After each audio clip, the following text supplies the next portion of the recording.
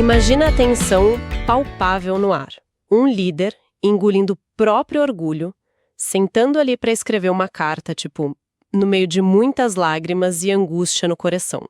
Uma carta super severa, né? Exato. Um texto disciplinar que nasceu de um confronto direto que deu muito, muito errado.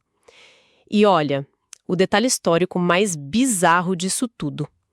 A história perdeu esse documento para sempre. Pois é, a gente simplesmente não tem essa carta nas mãos. Não tem, mas é justamente esse pano de fundo todo turbulento, sabe? Essa crise de autoridade não resolvida, essa ferida aberta que dá origem à segunda carta aos Coríntios. De longe, assim, o texto mais intensamente pessoal, o mais vulnerável e o mais complexo do apóstolo Paulo. Sem dúvida nenhuma. Então, a nossa missão nessa nossa análise profunda de hoje é mergulhar nas pesquisas de 3 estudiosos gigantescos para tentar entender não só o que rolou ali nos bastidores, mas por que isso afeta a nossa leitura de todo o Novo Testamento. A gente vai cruzar as obras de David J. Garland, Murray J. Harris e Mark A. Seifert para tentar montar esse quebra-cabeça. E o que torna esse cruzamento de autores algo tão vital assim é que 2 Coríntios não é, nem de longe, um tratado teológico bonitinho e sistemático. Longe disso. É uma carta pastoral forjada na bigorna de uma crise absoluta. E cada um desses 3 comentaristas que a gente está usando oferece uma ferramenta diferente para, desmontar essa bomba. O Garland, por exemplo, ele lê o texto essencialmente como um sociólogo do 1º século. Ele foca muito naquela cultura de honra e vergonha do Império Romano, né? Isso mesmo. Já o Harris, ele age muito mais como um investigador de cena de crime. Ele fica rastreando a cronologia exata, quem viajou para onde e quando. Nossa, ele é super meticuloso com as datas. E o Seifert? Então, o Seifert, ele pega toda essa bagunça histórica e hermenêutica e a traduz para o conflito teológico central, sabe? A batalha entre uma teologia da glória, que é obcecada por aparências, e a teologia da cruz, que era o que o Paulo vivia na pele. Perfeito. E para a teologia de Paulo fazer sentido, a gente precisa derrubar um mito logo de cara sobre quem estava recebendo essa carta lá na época. Qual mito? Da cidade em si. Isso. Porque quando se fala em Corinto, a mente de muita gente voa direto para aquela imagem clássica da antiga e romântica cidade grega. Filósofos debatendo em praças, serenas, essas coisas. Exatamente. Só que a Corinto de Paulo não era essa cidade. A cidade grega original foi varrida do mapa pelos romanos em 146 a.C. O que Paulo encontrou ali foi uma colônia romana, refundada do zero por Júlio César. E construída por quem? Por libertos, ex-escravos, veteranos militares. O Garland até cita umas fontes dizendo que era, na verdade, uma miniatura de Roma. O que muda o jogo completamente. Porque, pensa bem, sendo uma cidade nova, sem aquela velha aristocracia de sangue de outras regiões, a Corinto do 1º século era uma metrópole absurdamente obcecada por status. Ascensão social a qualquer custo. Totalmente. Mobilidade social, honra pública, aquele sistema de patronagem romano. O valor de um cara era medido por quem ele conhecia, o quão bem ele discursava e o quão rico ele aparentava ser. É tipo pensar numa igreja hoje que foi plantada no epicentro de um distrito financeiro hipercompetitivo, sabe? Tipo a Faria Lima, o Wall Street. Um lugar onde a aparência de poder, aquele networking super agressivo e a oratória são as moedas de troca. Excelente comparação. E aí, no meio desse caldeirão de pura ambição, quem chega? Paulo. Um homem que deliberadamente trabalha com as próprias mãos fazendo tendas, cheirando a couro. Um cara que é açoitado, sofre naufrágio, passa por humilhações públicas. Antes de qualquer debate teológico, ele já era um escândalo. Total. A simples existência física do Paulo e a fraqueza dele eram um escândalo cultural intolerável para eles. E essa colisão, entre a sociologia da cidade e a teologia dele é o motor da carta. É aqui que a gente esbarra no maior debate acadêmico em torno de 2 Coríntios. Aquele problema da mudança de tom brusco. Nos primeiros 9 capítulos, o tom é super aliviado. Ele está lá celebrando uma reconciliação, elogiando a igreja, até organizando uma vaquinha financeira. E do nada, no capítulo 10, o clima pesa. Ele entra numa ironia muito cortante e fica defensivo. Parece até sarcástico, né? Ele se prepara para a guerra. Lendo o texto meio cru, a impressão que dá é que houve um erro de encadernação no primeiro século. Parece que alguém pegou e costurou 2 correspondências de momentos totalmente diferentes. E a academia concorda com essa estranheza faz tempo. Desde 1776, lá com o Sembler, começaram as teorias de partição. Ah, claro. Para quem curte esses debates acadêmicos de autoria, as teorias de partição dizem que a carta é meio que um Frankenstein literário. É a famosa hipótese de que os capítulos 10 a 13 seriam, na verdade, os restos daquela carta severa que você comentou lá no início. Escrita no auge da raiva dele. E que os capítulos de 1 a 9 seriam uma carta de reconciliação escrita bem depois, e que algum editor juntou aos pergaminhos sem querer ou por conveniência. Só que os nossos 3 comentaristas de hoje rejeitam totalmente essa ideia de colagem, e os argumentos deles são muito baseados na mecânica do mundo antigo, que é fascinante. O Harris e o Garland trazem um estudo de um acadêmico chamado Stuart Sykes sobre a inviabilidade física desse corte e costura. É verdade. A gente não pode esquecer que não existia o bloco de notas do computador com Ctrl+C e Ctrl+V, eram rolos enormes de papiro, um material super caro, pesado e difícil de manusear. Imaginar um editor, um cristão décadas depois, desenrolando uns 4 papiros gigantes na mesa, cortando trechos com uma tesoura, colando o que errava com que alegria com uma precisão cirúrgica sem deixar marcas no texto. É jogar a nossa realidade ocidental moderna para cima deles. Com certeza, não faz o menor sentido logístico. E o principal, a gente não tem absolutamente nenhuma evidência, nos milhares de manuscritos antigos, de que esse texto tenha circulado em partes separadas. Ele sempre foi lido como um bloco só. Bom, se a gente descarta a teoria da colagem e assume que é um documento único, como Harris e o Seyfried defendem com unhas e dentes, então essa mudança de tom abrupta do capítulo 9 para o 10 não foi acidente, é intencional. Alguma catástrofe aconteceu ali no meio para gerar essa montanha-russa. Exato. Como a gente explica essa virada radical? Da paz total para as trincheiras armadas. A genialidade de ler isso como um texto unificado é que revela o quão frágil era o ministério do Paulo lá. O Seyfried argumenta que sim, a reconciliação do capítulo 7 foi verdadeira, mas era incrivelmente frágil. Foi só o olho do furacão. Uma trégua antes da bomba final. Exato. E a linha do tempo que o detetive lá, o Harris, constrói, mostra bem isso. Ele diz que entre a 1ª e a 2ª Coríntios, Paulo fez a chamada visita dolorosa, uma viagem de emergência que foi um fracasso monumental. O texto deixa bem claro que ele foi insultado em público por alguém da igreja. E o mais bizarro, a congregação inteira viu e ficou calada. Ninguém defendeu o homem que fundou a igreja. Ninguém falou nada. Imagina, é o fundador de uma startup sendo humilhado numa reunião de conselho na frente dos funcionários que ele mesmo treinou e todo mundo fica quieto. Ele volta para Éfeso completamente arrasado, humilhado. E aí, o instinto comum seria voltar lá exigindo respeito, bater na mesa. Mas ele recua. Em vez de ir e talvez rachar a igreja de vez, ele escreve essa carta severa, chorando, e manda através de Tito. E ele exigia na carta que a igreja disciplinasse o ofensor para provar que era leal. E a logística era o Tito entregar, ver a reação da galera e voltar para encontrar o Paulo lá em Troade. Isso. Mas, e aqui tem um ponto incrível sobre o lado humano de Paulo. Ele chega em Troade, vê que tem várias portas abertas para o evangelho lá.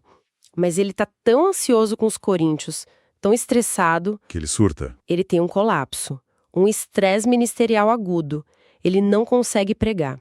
Ele larga a missão e cruza o mar para Macedônia, desesperado atrás do Tito. E na Macedônia ele finalmente esbarra no Tito, que traz notícias ótimas.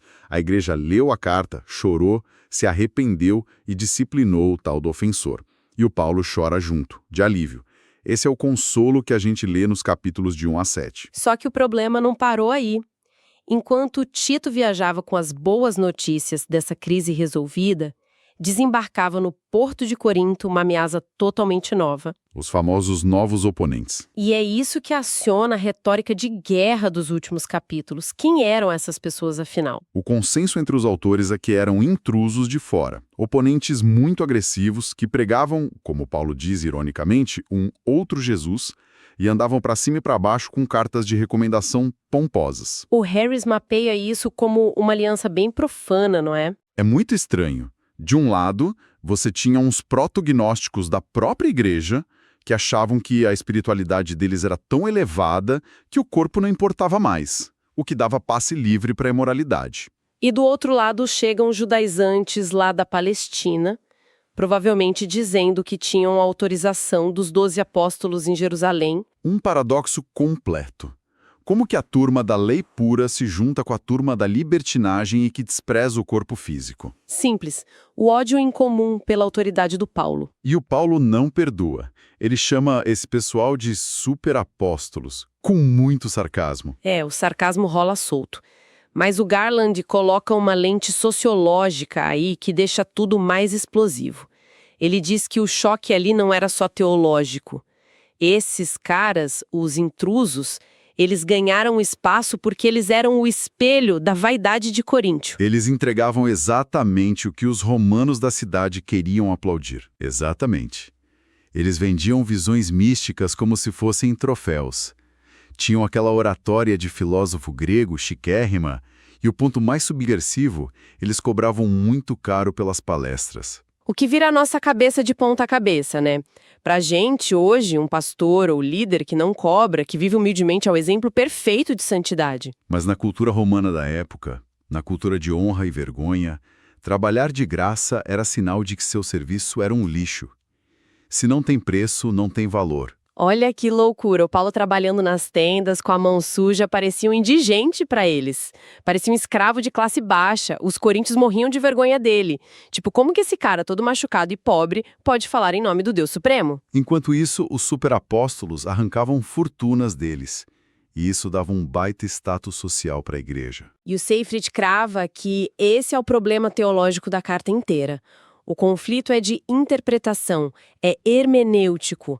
A métrica desses oponentes para medir Deus era o sucesso humano. Dinheiro, eloquência, experiências místicas estáticas. Se tem poder e show, Deus está ali. Então a vida do Paulo, que era só sofrimento, era a prova final de que ele não tinha Deus nenhum. Porque o Deus do Império Romano não usaria um perdedor. Caramba! E entender essa dinâmica é a chave para a gente entender os 3 blocos que formam a estrutura do livro, que os nossos estudiosos mapeiam. Isso. Capítulos 1 a 7 é o primeiro bloco.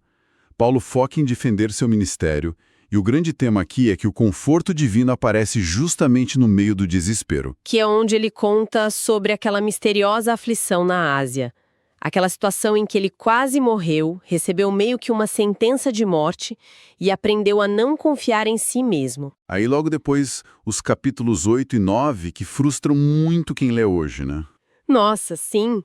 Parece uma interrupção administrativa chata sobre arrecadar fundos. O cara tá no meio do maior drama e começa a falar de fazer vaquinha pra Judéia. Mas aí o Garland e o Seifert dão um banho de balde de água fria na gente.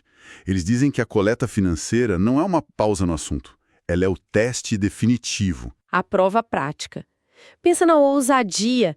Ele acabou de ter a liderança questionada, a igreja está encantada com líderes mercenários e ele manda: abram a carteira para crentes pobres que vocês nem conhecem. É o teste de fogo.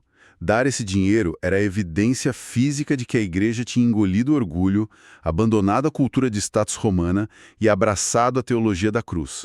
Era a prova de que a glória mundana deles tinha morrido. É genial ver como as coisas se conectam. E aí a gente chega no terceiro bloco, capítulos 10 a 13, que é o embate frontal, onde o Paulo pega as armas dos superapóstolos e inverte tudo contra eles. O poder que se aperfeiçoa na fraqueza.